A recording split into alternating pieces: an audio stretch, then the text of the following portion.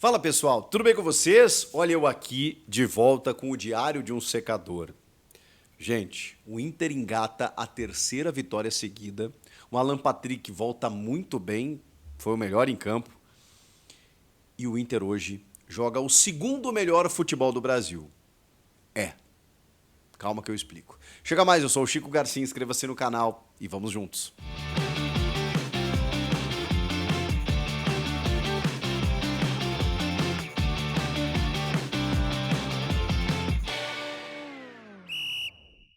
Pessoal, o Inter atropelou o Cuiabá 3-0. Ah, mas era o Cuiabá. Ai, mas era o Cuiabá. Pois é, mas quando você encara um adversário que está lá na parte de baixo da tabela, o que você faz?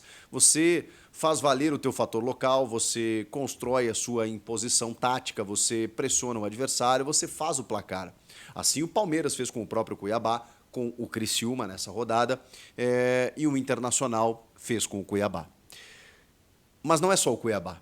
É a vitória sobre o Fortaleza, é a vitória sobre o Cruzeiro, é a terceira consecutiva no campeonato, é a quarta seguida no Beira-Rio, um Inter que vinha sofrendo, jogando em casa contra adversários inexpressivos e muito fragilizados na Sul-Americana ou até mesmo em outras competições. É um Inter que caiu para o Juventude na Copa do Brasil, que caiu para o. Primeiro, né, na fase de grupos da Sul-Americana, vai para a repescagem, perde para o Rosário Central. Era um Inter completamente inconfiável, sob comando de Eduardo Cudê. E várias outras circunstâncias que a gente até já falou aqui em outros vídeos, né, da revolução feita no Inter, finalmente, pelo presidente Alessandro Barcelos, que cometeu muitos erros na gestão, mas chegou um momento em que ele descentralizou o poder, colocou D'Alessandro como chefe do vestiário, pelo menos nessa questão relacional juntamente com os atletas, né? Um cara que conhece muito bem o clube, conhece essa relação dos jogadores para resgatar a confiança, a motivação, sempre foi um líder como jogador, como gestor agora se mostra esse líder também. Já tinha um treinador com amplo conhecimento na parte tática, que acho que evoluiu muito, tá? Eu sou um fã do Roger de carteirinha, não é de hoje, mas reconheço que ele melhorou, ele ficou ainda melhor. Porque ele, além do conhecimento tático, que provavelmente evoluiu nos últimos anos, você tem um cara que hoje fala um pouco mais a linguagem do jogador, do vestiário, que era uma grande crítica que se fazia ao Roger. Então ele também tem essa interferência. Haja vista aí os vídeos de bastidores divulgados pelo Inter, a maneira como ele se comunica, como ele conversa. As entrevistas são sempre primorosas do Roger, né? Ele explica taticamente o jogo, você enxerga o jogo desenhado por ele. Tem uma relação humana também que foi construída. Com vários atletas, né? Um deles é o Gabriel Carvalho, em que o Roger encosta nele por conta de convocações de seleção de base e fala, olha, quando eu fui convocado, eu tinha 20 anos e achei que eu tinha o rei na barriga, achei que eu era o dono do pedaço. Quando eu voltei, achei que o time tinha que jogar para mim. Então, o Roger tem esse cuidado também com o atleta que está surgindo, para que ele não suba no salto, para que ele entenda o processo. Tem o cuidado também de cuidar de jogadores experientes, cobrados, muito cobrados nesse momento. Um deles é o Ener Valencia, mas o resultado favorece tudo, né? Hoje o Ener Valencia, quando foi entrar no segundo tempo, ele foi aplaudido. E a galera tá na bronca com ele, a fase dele não acompanha, a má fase dele não o acompanha apenas no Inter, e sim na seleção equatoriana também, que até voltou a marcar na última data FIFA. Então pode ter dado uma motivada aí no Valencia, que a gente sabe que é um bom jogador, para mim, assim, tecnicamente é o melhor atacante que o Inter tem, mas o momento dele não é bom e por isso ele é reserva. Só que aí você tem um Borré, que aos poucos vai se soltando, fazendo cada vez mais gols e sendo efetivo. Por quê? Porque a bola chega também mais vezes e a confiança já muda, o resultado já muda. Um Inter organizado, né? De trás para frente, um Inter organizado, um Inter estruturado e um Inter que troca passes de uma forma muito envolvente. Isso me chama a atenção. Então, essa vitória diante do Cuiabá, ela simboliza um momento, né? Uma fase de evolução, uma terceira vitória seguida, uma escalada na tabela. O Inter é o 8º colocado, com 38 pontos, e ainda tem 2 jogos a menos. Dá para dizer que o Inter hoje briga, pelo menos hoje, nesse momento, nesse recorte, briga por uma pré-Libertadores que seja, né? Um G4 talvez seja um pouco mais difícil, a gente está falando de um pelotão que se desgarrou, né? Até o Fortaleza, os 3 primeiros, né? O Flamengo, beleza, 45, e aí já são 7 pontos do Inter. O Inter, repito, tem 2 jogos a menos. O Flamengo tem 1 a menos, né?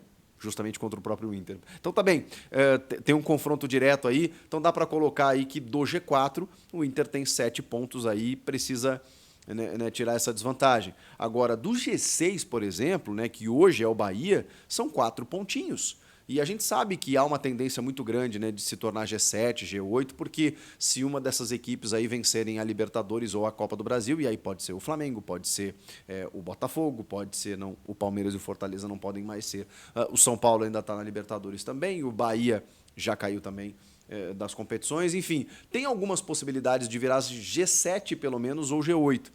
E aí G7, enfim, acho que o Inter tem bastante chances de chegar numa pré-Libertadores. Claro que isso nem era falado até pouco tempo e agora talvez não seja no sentido de que, beleza, espera, chegamos aqui, mas ainda tem algo a percorrer. E ok, eu reconheço, mas já entendemos aí o campeonato que o Inter disputa nesse momento. É um campeonato de meio de tabela para cima e provavelmente uma pré-Libertadores, até pelo momento do time. E é sobre isso que eu queria falar.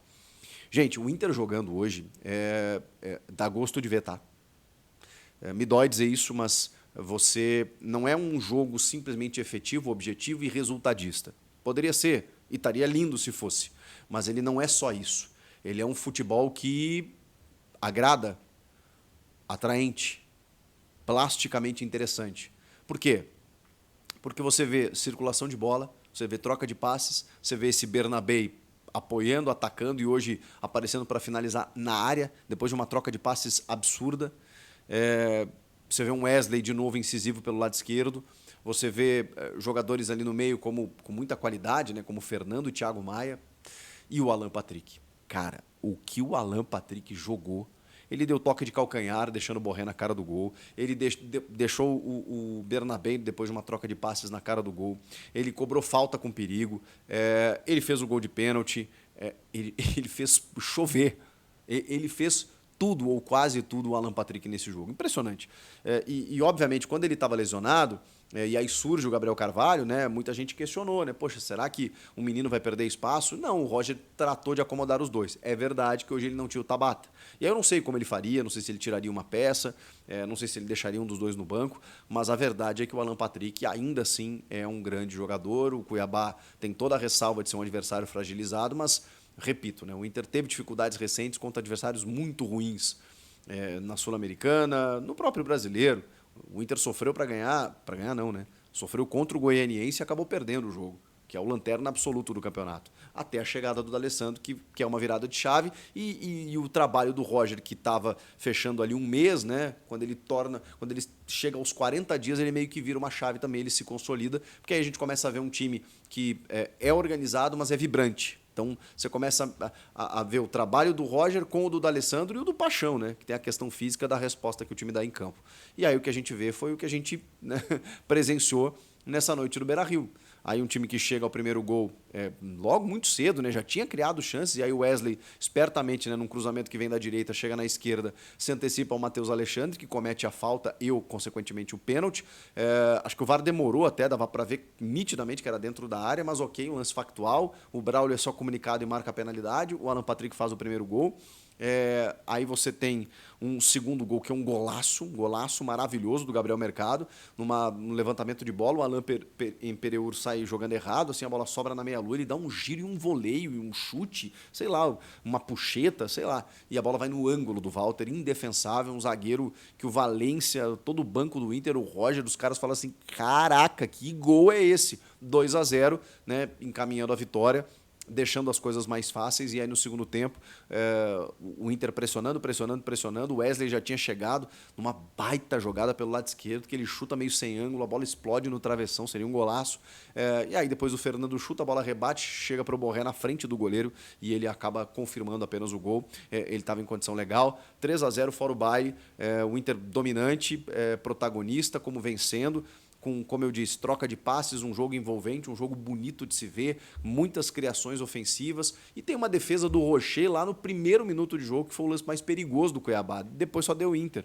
Então, assim, é um Inter muito, muito protagonista, e muito por conta do seu treinador, do novo treinador. O Inter perdeu muito tempo com o Eduardo Cudê, e eu fico me perguntando, se o Roger chegasse antes, eu não sei o que seria. Porque se hoje o Inter está disputando uma pré-Libertadores, com um elenco que tem, e não tem um elenco ruim, muito pelo contrário, eu acho que o Inter tem um elenco muito interessante para disputar grandes competições, mas sobra apenas o brasileiro, então acredito que o Roger teria condições aí de disputar pelo menos um G4, vai, vamos ser um pouquinho modesto aí, mas eu acho que poderia sim ter coisas maiores se o Roger tivesse chegado antes. Ele está organizando o time, ele está arrumando a casa. Felizmente foi dado tempo a ele, né? Porque nas primeiras oscilações a expectativa de que talvez ele não durasse, né? Como muitas vezes a gente já viu acontecer, né? O Falcão que ficou 5 jogos, né? No ano do rebaixamento, apenas um mês. O próprio Miguel Ángel Ramírez, que ficou muito pouquinho tempo, o Cacique Medina, e essas trocas constantes, elas não são saudáveis, né? Mas é que, claro, tinha uma confiança no trabalho do Roger, e o Roger foi demonstrando no dia a dia que ele era capaz e que ele tinha a possibilidade de fazer esse time jogar mais. E aí a diretoria foi sábia nesse sentido, e está aí o resultado. Tá aí o resultado, muitos jogadores de fora, o Inter perdeu muitos jogadores por lesão, e aí você vê que no segundo tempo ele ainda teve o Wanderson e o Valência como substituições. Ele tira o Gabriel Carvalho e coloca o Gustavo Prado também. O Bruno Henrique entra no lugar do Thiago Maia e o René no lugar do Bernabé. Foram as trocas do Roger nesse jogo. Agora, Valência e Wanderson no banco, para vocês terem uma ideia. O próprio Gustavo Prado.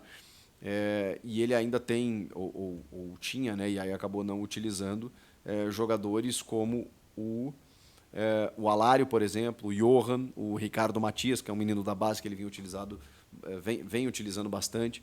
Então, assim, é um Inter que voltou para o campeonato, não para ganhar o título, enfim, mas voltou para o campeonato, vai tirar ponto de muita gente, vai incomodar muita gente e joga um futebol bonito de se ver. Porque o segundo? Porque o Botafogo ainda joga o melhor, está em primeiro, e depois do Botafogo eu não vejo mais ninguém. O Palmeiras, que meteu 5 no Criciúma, tá bem, mas o Palmeiras ele não tem o Estevão, que tem um jogo bonito e tal, mas assim, coletivamente, eu acho que o Inter só perde pro Botafogo. Tô louco? Tô viajando? Comenta aqui, inscreva-se no canal e eu volto na próxima. Tchau!